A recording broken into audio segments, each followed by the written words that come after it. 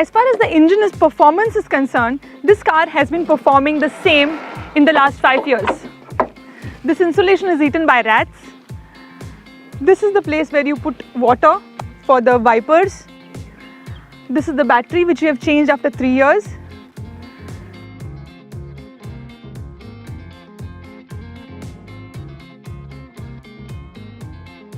The lights in terms of looks gel with the car.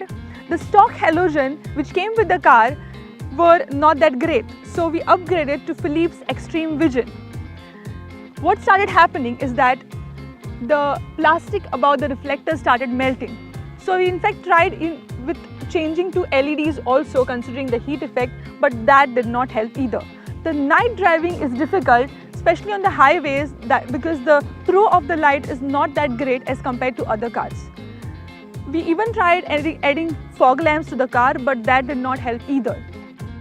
To improve its looks, we also added cheap LED strips which act like a DRL, which light up at ignition, as you can see, and also a turn indicator which lights up in the direction of the turn. This is the tail light, this is the brake light, this is the reverse light and the side indicator light. The fog lamp is embedded in the tail light and it shines brighter when you put it on. There is also a brake light embedded at the spoiler. Besides this, there is also a light above the number plate. Let's go to the indoor lighting now. There's only one light here which is very weak and is hardly of any use. So we have put another light at the center of the cabin so that it helps the people sitting at the back. There's also a very weak boot lamp which is also very useless. There are no lamps for the vanity mirrors, but itne paise mein to itna hi milega. The paint quality is really good. I can say this now because it has sustained 5 years of the hot tropical sun of Goa, but the headlamps have become a little pale. The sitting position is good and you feel planted. Since this is a trend model, it doesn't come with the height adjust. This is particularly a problem for short people like me because driving in a city, when you're driving, you cannot see the road clearly. But the same position has an advantage in the highway because that's what gives you the confidence.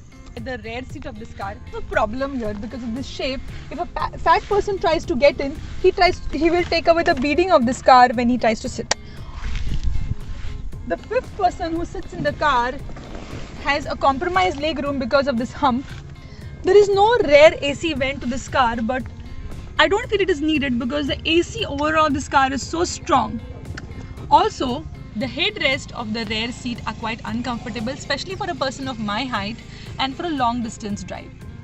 The C-pillars are quite broad and it affects the visibility.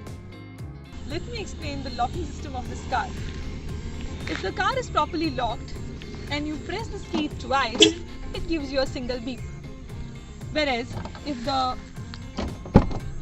any of these doors is not properly closed and you try locking this car, it gives you a beep twice. The stock tires come with 175, 65, 14 inch. The sports trim comes up to 195, 55, 15 inch.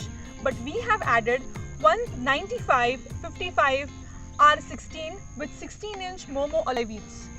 This improved the drivability, the handling, the cornering and the looks of the car. But what happens is when the car is loaded, the wheels tend to touch the body of the car and it becomes a little bit of an hassle. The steering of this car is really good. It gives a good feedback. It feels soft and nice to hold. It is worn out now because of the finger ring. The lever for wipers and light is nicely designed. Especially I like this, the windshield washing button embedded into it, which looks very premium. Let me show you how it works. And it makes sure that no water is left by giving another swipe.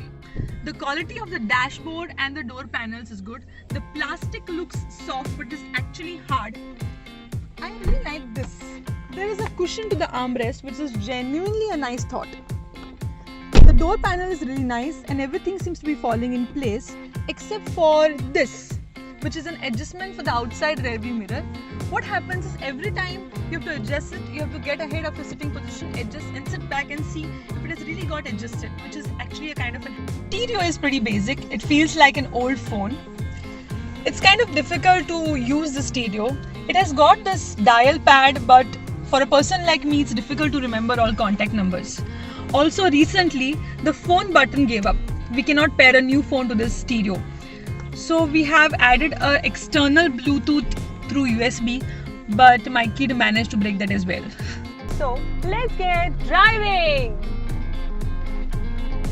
The engine of this car is a 1.5 litre turbocharged diesel engine. It produces 100 PS of power and 214 Nm of torque. Now the most important thing, why did we choose this car? It is the driving experience. It is such a fun to drive. The turbo kicks in at around 1500 RPM, and if you get everything right, it can reach even up to 100 kilometers per hour in just 10 seconds. We have driven this car in almost all types of road, but the car never ever fails to perform. The motor is punchy. I like the way the car just pulls and pulls and pulls on the highway. It just gives an adrenaline rush. The engine is such a monster that it just takes off. If you are a car enthusiast, a performance enthusiast, and like to be in the driver's seat and don't have the budget for a sports car, then this is the car to be in. Even at 100 plus speeds, the car is very stable, especially the suspension and the steering. Earlier, on the stock tires, the car used to wheel spin even in the second gear if you would drive it insanely. But after the upgrade of the tires, the wheel spins have reduced and handling has become improved. The throttle is very sensitive and responds very well. As far as the performance of this car is concerned, this car is performing the same since last 5 years. The clutch of this car has been very hard, so we got it replaced, and recently the driving experience is even better. We have not had any issues with the engine in the last 5 years. The suspension of this car is on the stiffer side, which gives you a confident ride on the highway and at high speeds, but it tends to get a little bumpier on the rough roads. But now, at almost 1 lakh kilometer, it has become weak and I think it needs a replacement. The company claims that the mileage of this car is around 25 kilometers per litre, but on an average it used to give around 19 to 20 kilometers per litre. But now we have upsized the tires and it gives around 16 to 17 kilometers per litre. So with this, I would like to wrap up this video. Please do like, comment and share our video and subscribe to our channel. Bye bye.